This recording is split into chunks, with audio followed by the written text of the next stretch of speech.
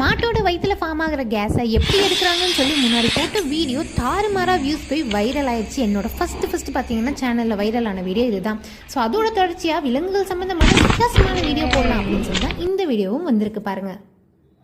விஞ்ஞானிகள் லேப்லேயே பார்த்தீங்க அப்படின்னா 2 வித்தியாசமான விலங்குகளோட டிஎன்ஏவை எடுத்து மிக்ஸ் பண்ணி அதை இயற்கையாக இல்லாமல் செயற்கையாக புது உயிரினமாக இந்த உலகத்துக்கு அறிமுகமே இல்லாத பல உயிரினங்களை உருவாக்கியிருக்காங்க. அது என்னென்னு சொல்லி பார்க்கலாம்.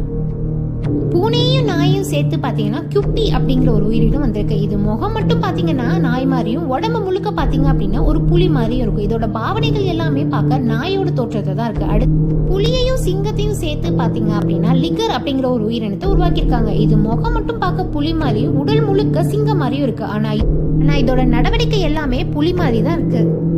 வரிக்குதிரையும் குதிரையும் சேர்த்து ஜெப்ராய்டு அப்படிங்கிற உயிரினத்தை உருவாக்கியிருக்காங்க. கிட்டத்தட்ட குதிரையும் வரிக்குதிரையும் ஒரே மாதிரி இருக்கிறதுனால இது